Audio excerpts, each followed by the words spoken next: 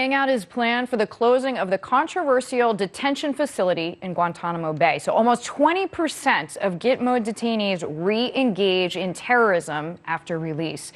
Just today, a former detainee was among 4 arrested in Spain and Morocco for having ties to the Islamic State. Ibrahim al-Qasi, the most recently cited one, who is now a prominent al-Qaeda leader. Republican Congresswoman Jackie Walorski is with me now. She is in Indiana, representing Indiana. She is against detainees coming to her state. Congresswoman, thank you so much in advance for the time. Are these detainees going to show up in prisons in your state? Well, not if I have anything to do with it, and I appreciate the opportunity to chat with you about this, Deirdre. This is an issue that is nothing more than a campaign promise from this president. Today really had no details. There was no plan. This was like a press release that went out to the country to say, hey, I'm making good on my promise, and this is what we're going to do. And I would tell you, no chance should we be bringing those terrorists.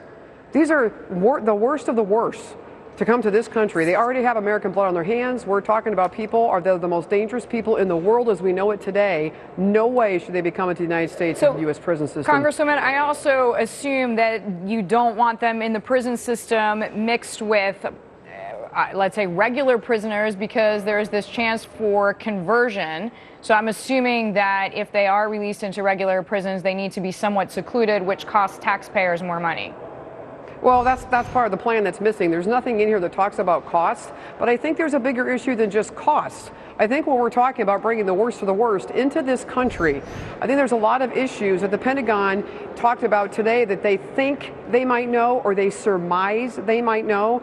This is such a dangerous group of people. We've got to err on the side of the safety of the American people and not be happenstance here and not take chances here that we could be wrong. This is not an area to make a margin of error on, and there's no details in his plan.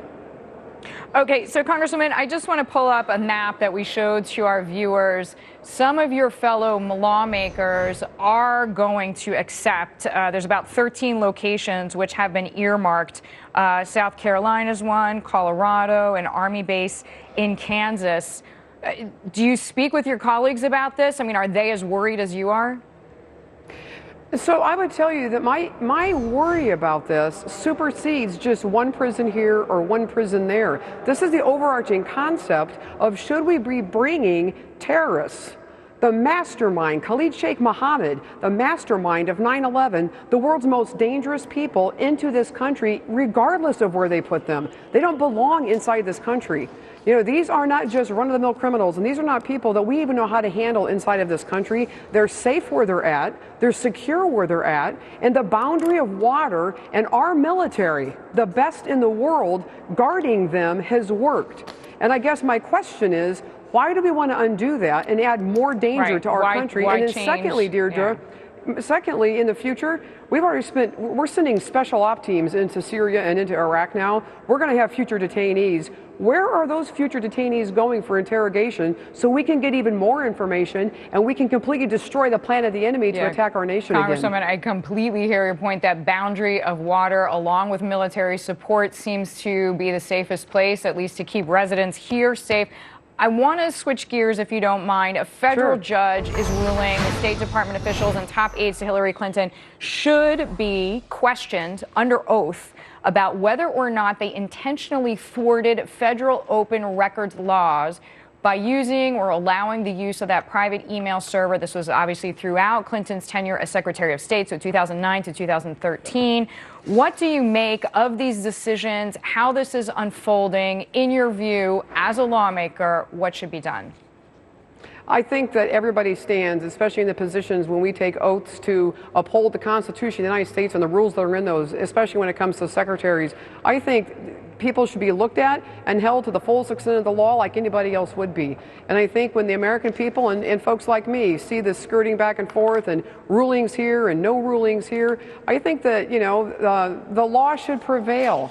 Americans are law-abiding citizens, and folks that are secretaries should not have any broader power or any prerogative to move in and out of the law like anybody else should. Wow. But I will say this, because I want to make sure folks understand this one thing about Guantanamo Bay, about Gitmo, is this president has never had a strategy to defeat ISIL. He missed that deadline.